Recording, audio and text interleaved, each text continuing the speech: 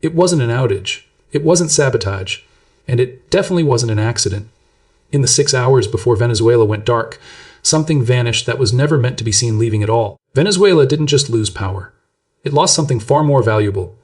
When the lights flickered out across the mining regions, the headlines blamed infrastructure failure, aging grids, and technical mishaps. But those explanations distract from what truly mattered. Because the real event didn't happen after the blackout. It happened before it. In the quiet window when markets were closed, oversight was minimal, and attention was elsewhere. Something extraordinary was moved quickly, precisely, and permanently. This took place during Christmas weekend, December 23rd. Trading desks were empty. Regulators were offline. Liquidity was thin.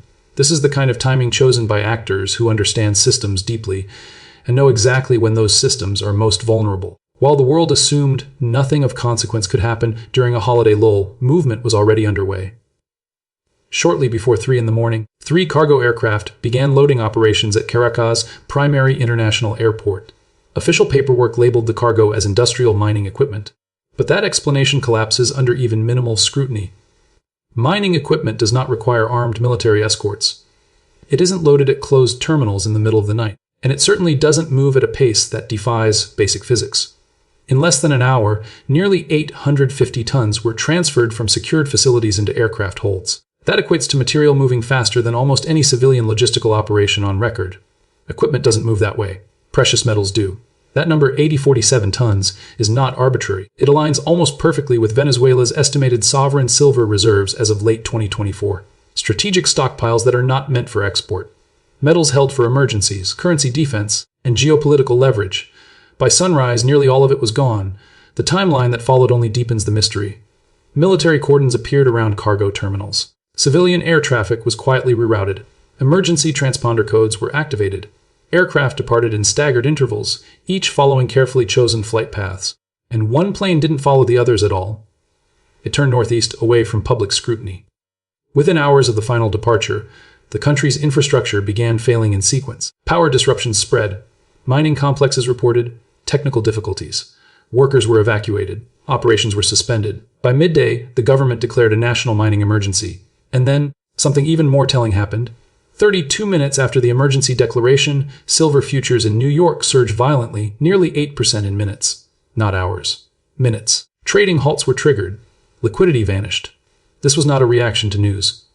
This was positioning responding to confirmation. Markets don't behave like that unless someone already knows what's coming. In the 3 days leading up to the blackout, derivatives markets told a story few were watching. Call option volume on silver didn't merely rise, it exploded by thousands of percent. The trades were massive. Individual positions averaged tens of millions of dollars. These were not retail speculators. These were institutional entities placing precision bets at exact price levels the market would later hit with uncanny accuracy. Strike prices aligned almost perfectly with subsequent highs, which means the buyers weren't guessing. They were targeting. This wasn't speculation. It was execution. And the planes that night weren't the only ones moving metal. Flight tracking data reveals a broader operation.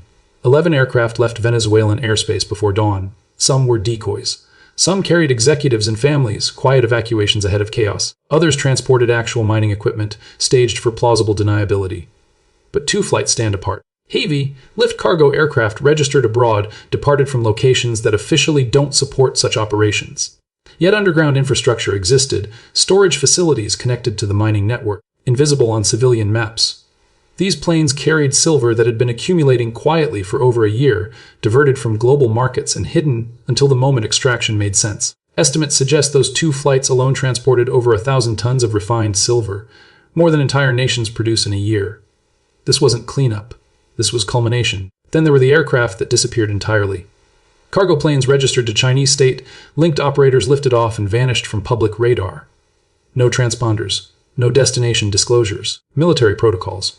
Their involvement wasn't observational, it was participatory.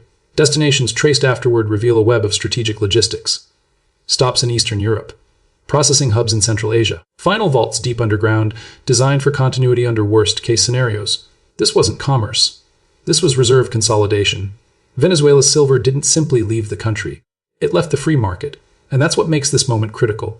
Because when roughly 12% of global silver supply goes offline overnight, what remains is exposed. And what remains is already insufficient. Global mine production peaked years ago. Since then, output has trended downward, constrained by geology, cost, and energy requirements. The easy silver is gone. Every remaining ounce requires more capital, more time, and more risk to extract. At the same time, demand is accelerating, not gradually, but structurally. Solar manufacturing alone now consumes hundreds of millions of ounces annually. Electric vehicles require 10 times more silver than traditional combustion cars. Telecommunications, data infrastructure, defense systems, medical technology, each sector is increasing its silver dependency simultaneously. Annual demand now exceeds annual supply by hundreds of millions of ounces. This is not a future projection. It is present reality. What Venezuela exposed was not a sudden shortage, but a long hidden one. For years, metal has been flowing eastward. Quietly, consistently, Russia, China, and India have been absorbing global supply while Western markets relied on paper claims and just-in-time inventories. Import data confirms it. Export behavior confirms it. The physical metal has been moving while price signals remain suppressed. Strategic reserves have been building while visible stockpiles thinned. Silver is no longer treated as a commodity by these states. It's treated as infrastructure, as leverage, as insurance against monetary disorder, and monetary disorder is exactly what this operation feeds. Because resource control translates into currency power. When Western manufacturers lose direct access to silver, they must buy it back through channels that increasingly require payment in non-dollar currencies. Each transaction weakens dollar demand. Each supply restriction strengthens alternative settlement systems. This is de-dollarization by necessity, not ideology. The Venezuelan event also served another purpose: measurement. It tested response times, intelligence detection, media awareness, regulatory reaction. The results were revealing. By the time analysts noticed something was wrong, the operation was already complete. That information is valuable. It will be applied again. There is also a financial architecture behind this that makes it nearly untouchable. Emergency declarations dissolve contracts.